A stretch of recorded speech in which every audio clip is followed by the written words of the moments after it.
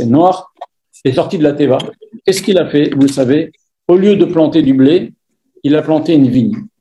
Vous connaissez certainement ce Midrash, mais je vous lis quand même ce que dit le Midrash. Il nous dit, lorsque Noach est sorti de la Teva, il a planté une vigne. Le Satan est venu, il lui a dit à Noach, il lui dit, qu'est-ce que tu fais? Et il dit, ben voilà, je plante une vigne. C'est quoi une vigne? Eh ben, c'est bon, c'est doux, c'est agréable, on peut en faire du bien, c'est bon, c'est sympa, ça fait du bien. Le Satan lui dit, allez, viens, on fait une association. Le Satan a dit à Noach, viens, on fait une association. Alors Noach lui dit, d'accord. Qu'est-ce qu'il a fait le Satan? Il a porté un petit agneau, il a fait la shrita à l'agneau sur le plan de vigne que Noach venait de planter. Et il a mis le sang de l'agneau pour abreuver la vigne. Après, il a pris un lion, il a fait la shrita, il l'a tué, et le sang du lion, il a mis sur le plan de vigne. Après, il a pris un porc, il a tué, le sang du porc, il a mis sur le plan de vigne, et après, il a pris un singe, il a tué le sang du singe, il a mis sur le plan de vigne. Et pourquoi il a fait ça, disent nos Chachamim, pour nous donner un remède, pour nous donner une information, une allusion, que avant qu'un homme boit, il est gentil comme un agneau. Une fois qu'il commence à boire, il se sent fort, il est content, il commence à parler un petit peu fort, il est joyeux, il sent super. Okay. Après, quand il commence à boire beaucoup, il commence à se transformer en porc. Il commence à se salir, à vomir, Dieu préserve, je ne vous donne pas les détails, mais il commence à faire des choses très moches. Okay. Et quand il boit encore, par-dessus ça, il devient comme un singe, il rigole tout seul, il fait des âneries, il fait des bêtises, il ne se rappelle même plus ce qu'il fait. Et tout ça, ça arrive à Noach. Qu'est-ce qui lui a pris Noach d'aller planter cette vigne? Qu'est-ce que ça lui a apporté? Nos textes nous disent, il s'est déshabillé dans sa tente. Alors imaginez, un homme au début de la... Et comment on l'appelle d'un seul coup? Vayachel Noach. Il est devenu Chol.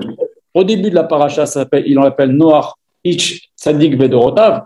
À la fin de la paracha, on l'appelle Noach Ish Adama, l'homme de la terre. Vayachel Noach. Il s'est rendu Chol. Il s'est déshabillé. Maintenant, imaginez, c'était le plus grand rave de la génération. C'est le seul homme d'ailleurs. Mais dans la génération avant le Maboul, c'était le plus grand rave de la génération qui se déshabille comme ça dans sa tente. C'est une honte terrible. Et il s'est passé des choses encore plus terribles parce que son fils Ham l'a castré, il ne voulait pas qu'il y ait d'autres enfants, etc. Il s'est passé des choses incroyables. Et qu'est-ce qui a attiré comme leçon de toute cette histoire? Déjà, très attention avec l'alcool. L'alcool, c'est fait pour faire kidouche, pour faire un peu porim, si on veut, pour Rosh Chodesh, on fait un kavod, voilà, mais pas des alcools forts, un peu, voilà, pour le vin, pour faire la mitzvah, on mange pendant Yom Tov, etc.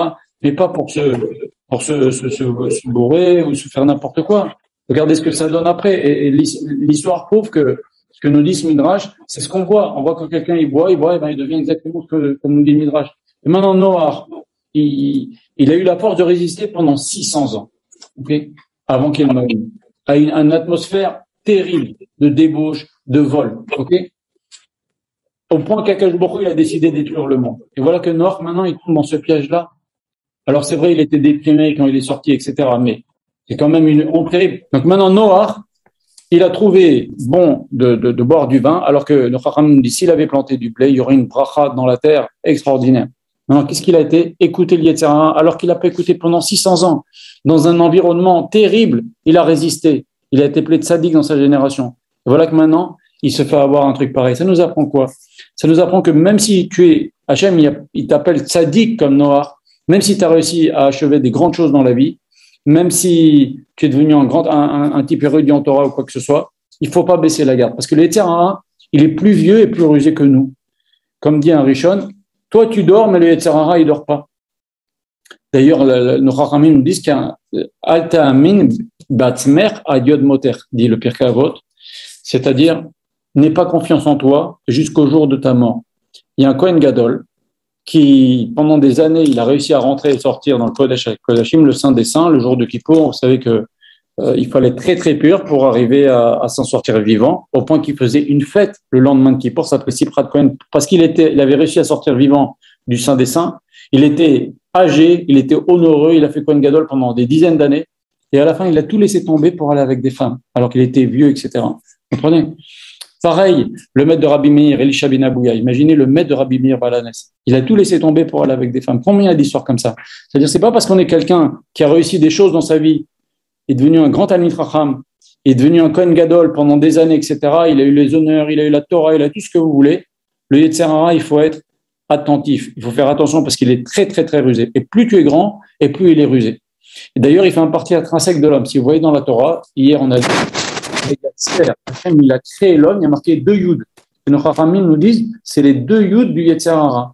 C'est les 2 Yud, ça veut dire que on aurait pu écrire Vayatzer avec un seul Yud, comme pour les animaux. Hachem Vayatzer, il a créé les animaux, il n'y a qu'un seul Yud. Mais pour l'homme, il y a 2 Yud, pour nous dire que l'homme, il a 2 choses à l'intérieur de lui. Il y a le Yetzer Tov et le Yetzer Hara. Pareil, on dit Bechol leva bercha, dans tes 2 cœurs. Ça veut dire il y a le Yetzer Tov et le Yetzer Hara. Voilà, tout ça pour nous dire que faut faire très attention, et même si on s'appelle noir et qu'on a résisté, on doit faire on n'est pas à l'abri. Et nos Chachamim nous disent quelque chose de fin. Ils nous ont dit Ezeu Gibor Akovesh et Yitzro. Qui est fort, c'est celui qui maîtrise son Yetzer Hara. Alors, il n'y a pas marqué celui qui tue son Yetzer Hara ou celui qui fuit son Yetzer Hara, mais celui qui le domine. Et ça, c'est très difficile. Baal Shem Tov, il raconte une histoire. Pour vous illustrer ça, il nous dit qu'il y avait dans une ville des voleurs qui venaient dans la nuit, ils volaient dans les magasins. Et dans la rue principale, ils rentraient, ils se servaient. Alors, les gens de la rue, les gens qui avaient des magasins dans cette rue, se sont réunis. Ils ont décidé, qu'est-ce qu'on va faire avec ces voleurs-là? Alors, il y en a qui ont dit, je crois qu'on va mettre un signal d'alarme, ou alors on va rester dans le magasin la nuit, et dès qu'il y a des voleurs, on va pousser des cris. Et d'autres qui ont dit, non, on va se cacher dans les magasins, on va les laisser rentrer, et une fois qu'ils sont rentrés, on va leur taper dessus, et on va les amener à la police.